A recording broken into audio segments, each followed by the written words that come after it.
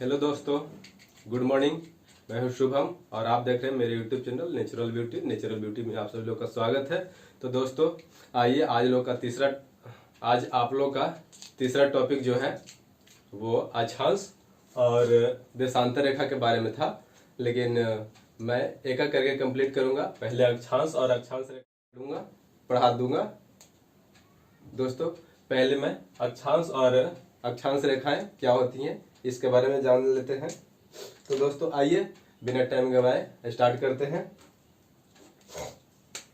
तो दोस्तों यहाँ पे देख रहे हैं जैसा कि अक्षांश और अक्षांश रेखा जानने से पहले उससे पहले एक विषुवत रेखा आता है। ठीक है, विषुवत रेखा को जान लेना ज्यादा उचित होगा। ठीक है, क्योंकि सारी चीजें जो है विषुवत रेखा पे ही डिपेंड करता है। ठीक है दोस्तों, तो यहाँ पे आइए स्टार्ट करते हैं आप लोग को विषुवत रेखा से। विषुवत रेखा को क्या बोलते हैं? अंग्रेजी में इक्वेटर बोला जाता है। दोस्तों विषुवत रेखा को इक्वेटर बोलते हैं। और ये क्या है, विषुवत रेखा किसको बोलेंगे? तो दोस्तों यहाँ पे कहा जाता है कि विषुवत रेखा एक ऐसी काल्पनिक रेखा है। विषुवत रेखा क्या है? विषुवत रेखा एक काल्पनिक रेखा है जो ग्लोब के ठीक बीचों बीच पश्चिम से पूरब, जो कि ग्लोब के ठीक बीचों बीच पश्चिम से पूरब या पूरब से पश्चिम खींची जाती है और ग्लोब को दो बराबर भागों में अर्थात उत्तरी गोलार्ध और दक्षिणी गोलार्ध में बांटती है। उसी को क्या बोलते हैं? विषुवत रेखा बोलते हैं। ये कह रहा है कि ये कोई ग्लोब है। ठीक है, ये एक अक्षांश रेखा है जो कि 0 डिग्री है। तो ये कह रहा है कि पश्चिम से पूरब, या तो पश्चिम से पूरब जाए या फिर पूरब से पश्चिम आए। ठीक है, और ग्लोब के दो बराबर भागों में, मतलब ये ग्लोब है तो एक ऊपर उत्तरी गोलार्ध में और नीचे वाले को दक्षिणी गोलार्ध में बांटता है, वो भी दो बराबर भागों में बांटता है। ये इक्वल टू ये होगा। ठीक है, तो उसी को क्या बोलते हैं? विषुवत रेखा बोलते हैं। विषुवत रेखा को और भी नाम है। ठीक है, जैसे विषुवत रेखा को हम लोग बोल सकते हैं 0 डिग्री अक्षांश रेखा बोल सकते हैं। विषुवत रेखा तो बोलते ही है। इसी का नाम एक और है भूमध्य रेखा। ठीक है, और इसी को अंग्रेजी में क्या बोलते हैं? इक्वेटर। तो दोस्तों कभी कभी क्वेश्चन पूछ लेते हैं कि विषुवत रेखा को और किन नामों से जाना जाता है, तो ये सब याद रखेंगे। ठीक है दोस्तों, यहाँ पे कहा जाता है कि विषुवत रेखा ही ग्लोब पर उत्तरी गोलार्ध और दक्षिणी गोलार्ध का निर्धारण करता है। मतलब कि उत्तरी गोलार्ध और दक्षिणी गोलार्ध का निर्धारण कौन करता है? तो ये करता है विषुवत रेखा, जो कि 0 डिग्री अक्षांश रेखा बोलते हैं इसको। दोस्तों कुछ आप लोगों को बताए थे पहले कि पूर्णतः उत्तरी गोलार्ध में कौन सा महादेश है, पूर्णतः दक्षिणी गोलार्ध में कौन कौन महादेश है और दोनों गोलार्ध में कौन कौन महादेश है। ये मैंने 10 क्वेश्चन वाले टॉप 10 क्वेश्चन वाले मतलब कि क्वेश्चन में करवाया था। ठीक है, तो देखिए कुछ एक कट एंड ड्रा टाइप का है, रेखा चित्र है एक तरह से, और रेखा चित्र मैंने पिछले क्लास में पढ़ाया भी था। दोस्तों देखिए पूर्णतः उत्तरी गोलार्ध में स्थित महादेश उत्तरी अमेरिका और यूरोप। देखिए यहाँ पे फिगर में देख सकते हैं कि ये क्या है, ये उत्तरी अमेरिका है, ये उत्तरी अमेरिका है और ये जो है 0 डिग्री अक्षांश रेखा है। कहने का मतलब क्या हो गया? इसी को विषुवत रेखा बोल सकते हैं, विषुवत रेखा। यही है विषुवत रेखा। और देखिए दोस्तों उत्तरी अमेरिका पूर्णतः उत्तरी में है। ठीक है, पूर्णतः उत्तर में है क्योंकि यहां से ये दक्षिणी अमेरिका आ जाता है, और ये यूरोप है। तो उत्तरी अमेरिका और यूरोप जो कि है पूर्णतः उत्तरी गोलार्ध में है। ठीक है, और बोलिएगा कि एशिया का जो इंडिया वाला जो पार्ट है, इधर जावा सुमात्रा इंडिया का जो पार्ट है वो दक्षिणी पूर्वी एशिया में बोलते हैं इसको। तो ये क्या है? ये 0 डिग्री मतलब कि यहाँ पे टच कर रहा है, तो ये पूर्णतः तो नहीं हो जाएगा, तो पूर्णतः नहीं हो जाएगा। इसका मतलब कि अब नेक्स्ट कह सकते हैं कि दोनों गोलार्ध में स्थित महादेश कौन कौन है? तो दोनों गोलार्ध में एक हो जाएगा दक्षिणी गोलार्ध जो कि उत्तरी में भी है और दक्षिणी में भी है। अफ्रीका है और ये एक एशिया हो जाएगा जो कि जावा सुमात्रा वाला जो पार्ट रहता है ये उत्तरी गोलार्ध में भी जाता है और दक्षिणी गोलार्ध में भी आ जाता है। नेक्स्ट कह सकते हैं कि पूर्वी मतलब कि पूर्णतः दक्षिणी गोलार्ध में स्थित महादेश कौन कौन है? तो पूर्णतः दक्षिणी गोलार्ध में जो बच गया वो पूर्णतः दक्षिणी में हो जाएगा। ये एक अंटार्कटिका जो है पूरे के पूरे बर्फ वाले पार्ट में आ जाते हैं इसको में। और ये ऑस्ट्रेलिया को ऐसे बोल सकते हैं। इसके और अगल बगल जो मतलब कि छोटे छोटे क्या उसको बोल सकते हैं द्वीप है। ठीक है, उस सबको मिला के एक ओशनिया महादेश आता है। ऑस्ट्रेलिया ऐसा कोई महादेश नहीं है, ओशनिया महादेश होता है। ऑस्ट्रेलिया एक बहुत बड़ा पार्ट है ओशनिया महादेश का, इसीलिए इसको बोल दिया जाता है कि नहीं ये ऑस्ट्रेलिया महादेश है। तो दोस्तों ये विषुवत रेखा थी। अब हम लोग अपने मेन टॉपिक पे आते हैं। तो दोस्तों आइए हम अपने मेन टॉपिक पे चलते हैं, अक्षांश और अक्षांश रेखाएं, मतलब लैटिट्यूड। लैटिट्यूड किसको बोलते हैं, पहले समझ लेते हैं कि अक्षांश किसको बोलते हैं। अक्षांश और अक्षांश रेखा दोनों अलग अलग होते हैं, तो अक्षांश किसको बोलते हैं यह समझ लीजिए। तो विषुवत रेखा के उत्तर, विषुवत रेखा के उत्तर एवं विषुवत रेखा के दक्षिण किसी भी स्थान की कोणात्मक दूरी को उस स्थान का अक्षांश कहा जाता है। मतलब किसी भी स्थान की कोणात्मक दूरी, किसी भी स्थान है, जैसे यहाँ पे कोई भी स्थान हो गया, अगर इसकी कोणात्मक दूरी, इसकी ये दोनों की कोणात्मक दूरी, तो इस स्थान का क्या हो जाएगा, ये अक्षांश हो जाएगा।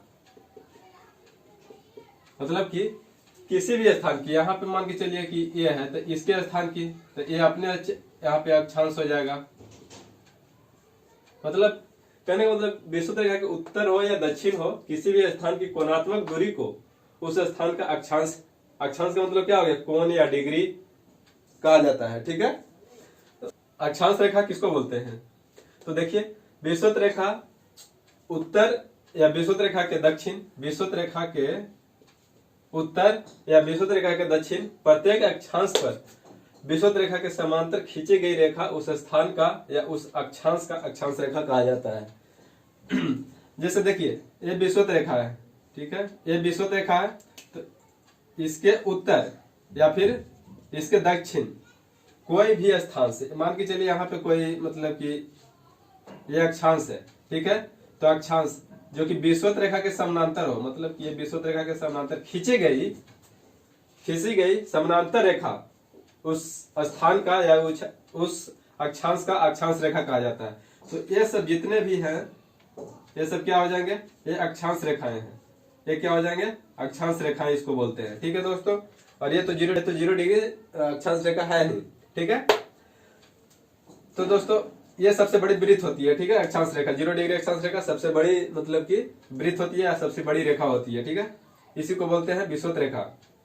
दोस्तों कहा जाता है अक्षांश रेखाओं की कुल संख्या कितनी है, तो उत्तरी गोलार्ध में 90 और दक्षिणी गोलार्ध में 90, टोटल कितनी है, 180 होती है। ठीक है, ग्लोब पर सबसे बड़ी वृत्त विषुवत रेखा, अभी बताए। ठीक है, नेक्स्ट है ग्लोब की आकृति कैसी है, तो ग्लोब की आकृति लघ्वाक्ष गुलाब है। ठीक है, लघ्वाक्ष गुलाब का मतलब कैसा, ऑब्लेट एस्फ्राइड। ठीक है दोस्तों, पृथ्वी के बीच में फूली हुई, मतलब पृथ्वी बीच में फूला हुआ है, तो पृथ्वी बीच में फूला हुआ किसके कारण, तो इसके रोटेशन, मतलब इसके रोटेशन या फिर इसको बोलते हैं घूर्णन, तो इसके रोटेशन और घूर्णन के कारण पृथ्वी बीच में क्या हुआ है, फूला हुआ है। ठीक है दोस्तों, अब देखिए कुछ महत्वपूर्ण अक्षांश रेखाएं पढ़ लेते हैं। और एक चीज और बता दें कि दो अक्षांश के बीच की दूरी, एक चीज और बता दें कि दो अक्षांश के बीच की दूरी 111 किलोमीटर होता है। ठीक है, तो दो अक्षांश के बीच की दूरी लगभग कितना होता है, तो 111 किलोमीटर। मतलब कि मान के चलिए कि ये दोनों के बीच की दूरी कितना है लगभग, तो 111 किलोमीटर होता है लगभग। तो इसको नोट डाउन कर सकते हैं कि दो अक्षांशों के बीच की दूरी 111 किलोमीटर होता है। और एक बात और दोस्तों, मतलब दो अक्षांश के बीच की दूरी को क्या बोलते हैं हम लोग, कटिबंध बोलते हैं, कटिबंध या जोन बोलते हैं। जैसे बोलते हैं ना कि ये उष्ण कटिबंध में है या फिर शीतोष्ण कटिबंध में है, तो इस तरह के, तो दो अक्षांश के बीच की दूरी को क्या बोलते हैं, कटिबंध बोलते हैं, या फिर उसको इंग्लिश में जोन बोला जाता है। ठीक है दोस्तों, अब देखिए नेक्स्ट, इसके बाद पढ़ाते हैं आप लोग को कुछ महत्वपूर्ण अक्षांश रेखाएं, इस प्रकार है। एक चीज और दोस्तों यहाँ पे देख लीजिए, थोड़ा सा मान के चलिए ये पृथ्वी है, ठीक है, तो जैसे जैसे ये होता है नॉर्थ पोल, ठीक है, ये नॉर्थ पोल होता है, इसको बोलते हैं उत्तरी ध्रुव, और ये होता है साउथ पोल। साउथ पोल का मतलब क्या हो जाता है, दक्षिणी ध्रुव। ठीक है, दक्षिणी ध्रुव, और ये तो 0 डिग्री है। तो नॉर्थ पोल और साउथ पोल, मैंने ये इसलिए बोला कि नॉर्थ पोल और साउथ पोल, जैसे पृथ्वी है, पृथ्वी के जैसे जैसे हम ध्रुव से, मतलब विषुवत रेखा के जैसे जैसे उत्तर या जैसे जैसे दक्षिण जाते हैं, अक्षांश रेखाएं की क्या होती है, लंबाइयां घटते जाती है धीरे धीरे। ठीक है दोस्तों, या उत्तर जाए या दक्षिण जाए, अक्षांश रेखा की लंबाई क्या होती जाती है, घटते जाती है। ठीक है, या फिर ऐसे बोल सकते हैं कि विषुवत रेखा से, मतलब कि विषुवत रेखा या फिर इक्वेटर बोल सकते हैं, इक्वेटर से जैसे जैसे ध्रुव की ओर, इक्वेटर से जैसे जैसे ध्रुव की ओर, या तो उत्तरी ध्रुव जाइए नहीं तो दक्षिणी ध्रुव, जैसे जैसे जाएंगे उसके अनुसार क्या होगा, इसका अक्षांश रेखाओं की संख्या मतलब की लंबाइयां घटते जाएगी। ठीक है दोस्तों। या फिर नॉर्थ पोल या साउथ पोल मतलब ध्रुव से इक्वेटर की ओर जैसे जैसे मतलब कि बढ़ेंगे वैसे वैसे क्या होगा, इसकी लंबाइयां बढ़ते आएगी। ठीक है, उसकी लंबाई क्या होगी, उल्टा करेंगे तो उल्टा आ जाएगा। ठीक है, जैसे नॉर्थ पोल से हम चले तो इसकी लंबाई इतना ही है। ठीक है, इसको अगर और विषुवत रेखा की ओर आए तो इसकी लंबाई थोड़ा सा बढ़ी, फिर बढ़ी, फिर बढ़ी, और सबसे बड़ी तो जान ही रहे हैं 0 डिग्री अक्षांश रेखा है। तो दोस्तों अब अपने टॉपिक पे आते हैं। तो दोस्तों यहाँ पे देखिए इंपॉर्टेंट कुछ लैटिट्यूड्स मतलब कि महत्वपूर्ण अक्षांश रेखाएं कुछ पढ़ लेते हैं, एग्जाम के बेसिस से आप लोग के लिए इंपॉर्टेंट होगी। तो पहला अक्षांश रेखा है कर्क रेखा है। ठीक है, कर्क रेखा को बोलते हैं इंग्लिश में tropic of tropic of cancer. ठीक है, ये जो है 23.5 डिग्री उत्तरी अक्षांश रेखा को बोला जाता है। ठीक, मकर रेखा ट्रॉपिक ऑफ कैप्रिकॉर्न बोला जाता है इसको, जो कि 23.5 डिग्री दक्षिणी अक्षांश रेखा को बोलते हैं। और यहाँ पे तीसरा नंबर है आर्कटिक रेखा, जो कि 66.5 डिग्री उत्तरी अक्षांश रेखा को बोला जाता है। और चौथा है अंटार्कटिक रेखा, जो कि 66.5 डिग्री दक्षिणी अक्षांश रेखा को बोलते हैं। और एक आ जाता है उत्तरी ध्रुव नॉर्थ पोल, जो कि 90 डिग्री उत्तरी अक्षांश, और दक्षिणी ध्रुव जो होता है साउथ पोल, जिसको बोलते हैं 90 डिग्री दक्षिणी अक्षांश को बोलते हैं। जैसा कि यह फिगर में देख सकते हैं कि 0 डिग्री अक्षांश रेखा को ही यहाँ पे देख सकते हैं इक्वेटर बोलते हैं, विषुवत रेखा, या फिर इसी को बोला जाता है भूमध्य रेखा। ठीक है, अब उत्तर की ओर चलते हैं तो 23.5 डिग्री नॉर्थ मतलब कि 23.5 डिग्री उत्तरी अक्षांश को बोलते हैं हम लोग कर्क रेखा, और 66.5 डिग्री उत्तरी अक्षांश को बोलते हैं आर्कटिक रेखा। और यह हो गया आप लोग का उत्तरी ध्रुव मतलब कि नॉर्थ पोल 90 डिग्री उत्तरी अक्षांश। और अब दक्षिण की ओर आते हैं, विषुवत रेखा के दक्षिण की ओर, तो यहाँ पे 23.5 डिग्री जो साउथ में जाएंगे मतलब कि दक्षिणी अक्षांश रेखा जो हो जाएगा, ये मकर रेखा बोलते हैं, इसी को बोला जाता है ट्रॉपिक ऑफ कैप्रिकॉर्न। और ये आ जाएगा 66.5 डिग्री साउथ मतलब कि दक्षिणी अक्षांश रेखा, इसको बोलते हैं अंटार्कटिक रेखा। और ये 90 डिग्री अक्षांश रेखा जो हो जाएगा, ये हो जाएगा दक्षिणी ध्रुव आप लोग का। तो दोस्तों कई बार क्वेश्चन में पूछ चुके हैं कि ट्रॉपिक ऑफ कैंसर किसको बोला जाता है, कौन सी रेखा को, और ट्रॉपिक ऑफ कैप्रिकॉर्न कौन सी रेखा को बोला जाता है। तो दोस्तों आप लोग कम से कम इतना रेखाएं जो है, ये सब रेखाएं कम से कम आप लोग अपने माइंड में रखिएगा। और आगे देखिए अब क्वेश्चन की ओर आएंगे, 10 क्वेश्चन आएगा। ठीक है, हर दिन की भांति, हर क्लास की भांति। तो दोस्तों देखिए यहाँ पे टॉप 10 क्वेश्चंस जो कि हर वीडियो में टॉप 10 क्वेश्चन देते हैं आप लोग को। तो देखिए टॉप 10 क्वेश्चन यहाँ पे करवा देता हूँ।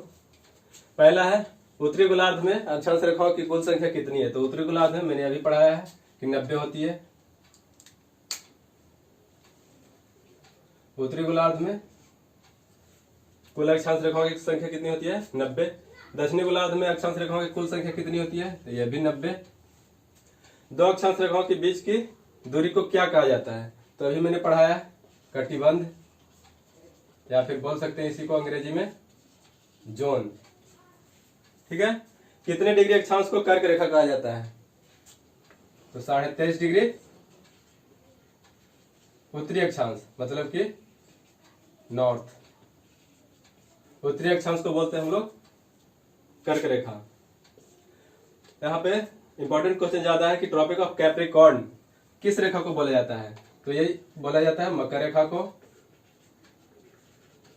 नेक्स्ट है ट्रॉपिक ऑफ कैंसर, कर्क रेखा को बोला जाता है।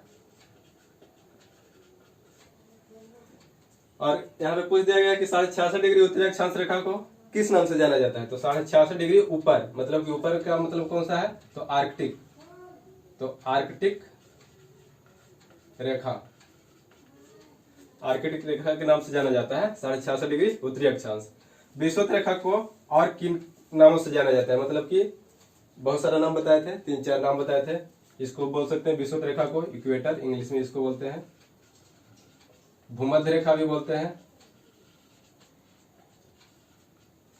भूमध्य रेखा।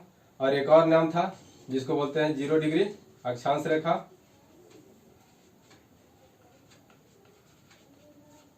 तो ये 3 या 4 जो भी है नाम से जानते हैं हम लोग। नेक्स्ट क्वेश्चन है फादर ऑफ बायोलॉजी, अरस्तु को बोलते हैं। दो अक्षांश रेखाओं के बीच की न्यूनतम दूरी कितनी होती है? तो मैंने अभी पढ़ाया 111 किलोमीटर, ये मिनिमम है, यहाँ पे पूछ दिया गया है मिनिमम, लेकिन कभी कभी क्वेश्चन में पूछ दिया जाता है कि मैक्सिमम कितनी होती है, तो 111.32 किलोमीटर एनसीईआरटी के मतलब की अनुसार देता है। चलिए दोस्तों, तो ये थी टॉप 10 क्वेश्चंस। मिलते हैं अगले वीडियो में, तब तक के लिए थैंक यू।